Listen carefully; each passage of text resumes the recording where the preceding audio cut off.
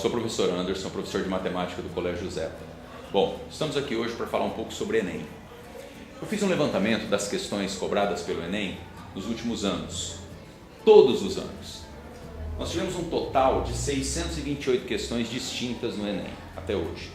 Essas questões estão divididas em tópicos especificados aqui, que depois você pode pausar o vídeo, vai lá e ver bonitinho quais são.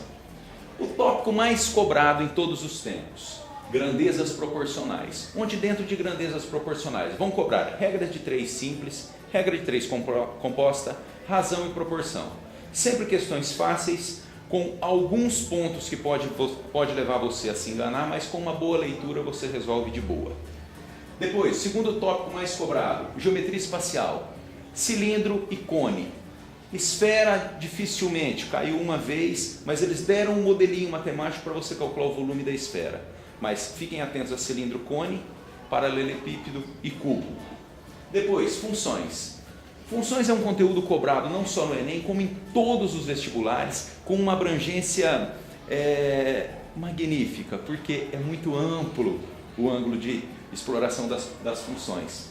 O Enem vai cobrar análise de gráfico, onde no gráfico, fiquem atentos para domínio e imagem, sempre lembrando, x domínio, f de x é imagem.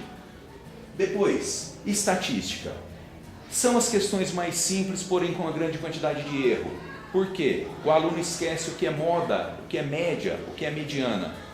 Então, em estatística, faça uma revisão e fique bem atento com esses três nomes. Moda, o que é moda?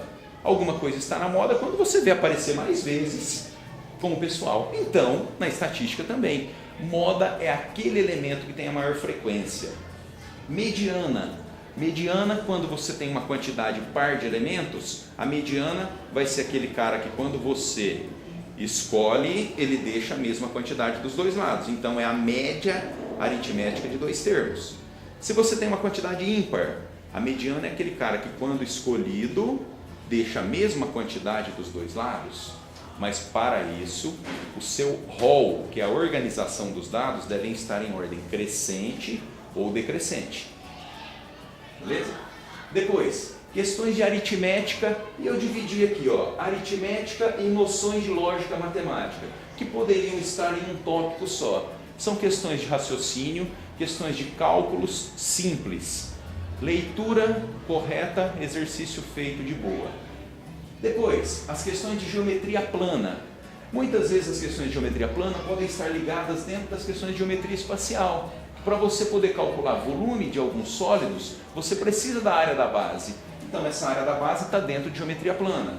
Mas aqui, dentro da geometria plana, o que mais? Semelhança de triângulos, congruência de triângulos e relações de arcos. Depois, probabilidade. As questões de probabilidade, Enem adora probabilidade condicional e Enem adora união de probabilidades. Então fiquem atentos com esses dois tópicos. Quando tem um ou de união, cuidado que tem sempre alguém contado 2 vezes. Beleza? Depois desses tópicos, vamos para a seguinte estratégia. Como eu vou administrar meu tempo dentro dessas 45 questões do Enem? Eu fiz um ligeiro esquema. Como resolver as questões? As questões do Enem, assim como de todos os vestibulares, nós vamos pensar no Enem que é muita questão para pouco tempo. Essas questões devem ser divididas em 3 famílias. Primeira família, leu a questão, sabe resolver e é rápido. Resolva. Matou a questão. Segunda família, leu a questão, sei resolver, mas é demorada. Faça um asterisco bem visível nessa questão, mas não resolva, pule. Terceira família, li a questão, não sei fazer. Li a questão, não entendi. Pula. E assim você vai catando as questões mais fáceis. É simplesmente catar vareta, catar pauzinho. Você vai de uma em uma buscando as questões fáceis. Terminou as 45 questões, resolveu qual? Matou a primeira família, acabou.